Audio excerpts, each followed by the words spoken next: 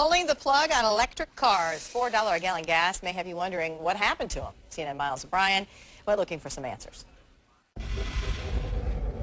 Listen to that sound. Can you hear it?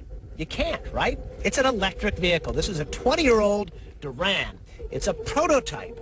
Now, if you're interested in beating the pump and beating those $4 a gallon gas prices, it's hard to beat an electric car. The problem with electric cars is there isn't a single practical, reasonably priced new electric vehicle on the U.S. market right now. Oh, I did start it. I forget sometimes. Started or not started. Once you get Mark Geller started on the subject of electric cars, there's no stopping him. So it really doesn't inconvenience you. There's definitely no inconvenience, and there's a tremendous amount of pleasure in passing gas stations and watching the price rise.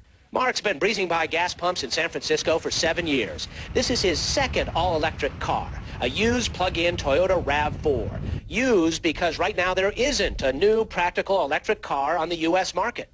Is it frustrating? It's incredibly frustrating. It's frustrating because every day I meet people who would like to be driving this car. 10 years ago, Detroit seemed positively plugged in. The electric car is here. General Motors built and leased about 1,000 of the fabled EV1s after a California law mandated sales of zero-emission vehicles. I think it's the future, and I'm happy. But by 2003, California backed down. GM repoed the EV1s and destroyed them amid protests. Mark was among the protesters. So why does he think Detroit pulled the plug? I would say because they are fearful of how disruptive plug-in cars will be and how unattractive their old product line will appear.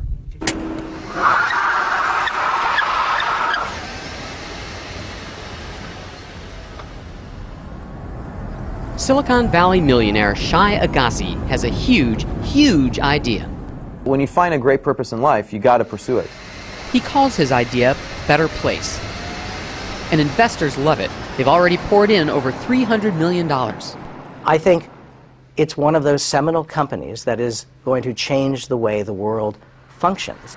Governments are getting behind it too. We believe this is the future. Okay, so what is this big idea? Solve the climate crisis, create jobs, and eliminate our dependence on foreign oil. All in 3 easy steps. Step 1. Convince the world's car companies to manufacture electric cars that have removable batteries. You'll plug in a cable and that's it. Because I'm used to, when I'm finished filling up, I like to shake the hose a little bit. Well, you can squeeze the electrons. Step 2. Convince governments to install millions of charging outlets. And they will be at home, they'll be at work, they'll be at downtown and retail centers. And by the time you came back to your car, it's topped off. And step 3. When people want to make a longer drive and there's no time to recharge the battery, just build a nationwide network of battery swapping stations. There are lanes inside gas stations, and you go into the switch station, your depleted battery comes out, a full battery comes in, and you keep driving. It takes you about 2-3 minutes. See? Easy. All Shai Agassi has to do is oversee one of the world's largest global infrastructure projects, replace 2 billion gas cars with electric ones, and then convince you to buy them. And has nobody said, by the way, this is crazy? Oh, about 9 out of 10 people say it's crazy, but the other ones are actually saying, where can I put my money? That would include Alan Salzman, CEO of Vantage Point Venture Partners. We have this simple investment thesis, and it served us well for the last 25 years. And that is bet on the inevitable.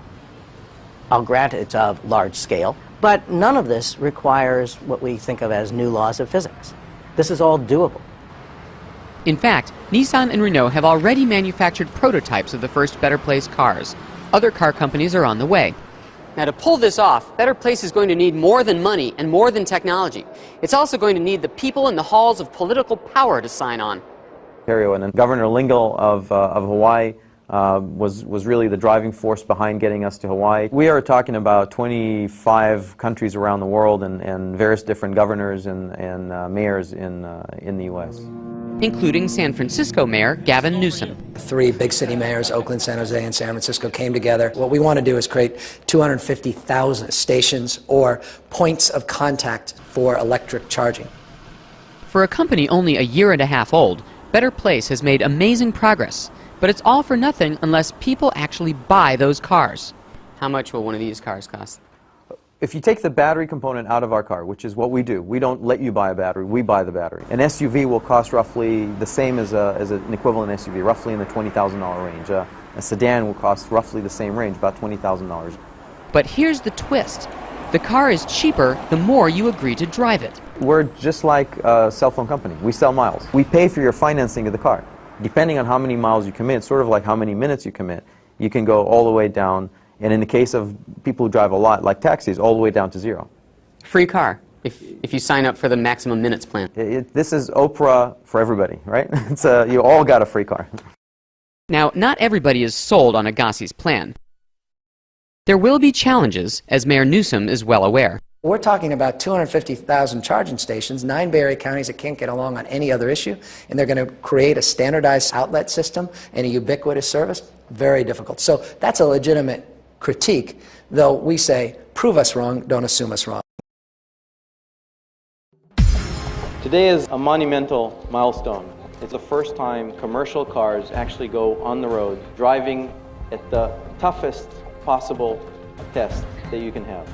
And you'll be able to say that you were there on April 26, 2010, when the first electric taxi actually took to the road in Japan.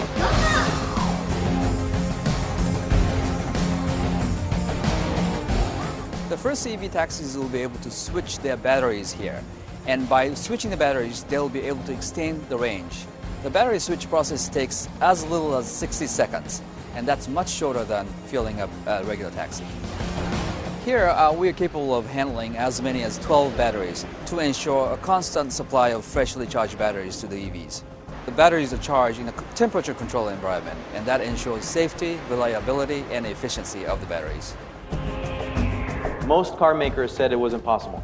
Today, not only is it possible, it's actually driving in the street, picking up passengers. It's important to prove our concept in Japan because Japan just doesn't believe in the conceptual thinking only. You have to show things actually works. So it's very important to physically to demonstrate what we can do. Well, in Tokyo, taxis represent 2% of the total cars, but they are responsible for 20% of the total emissions. So by eliminating the taxi emission, we'll be eliminating a large chunk of tailpipe emissions.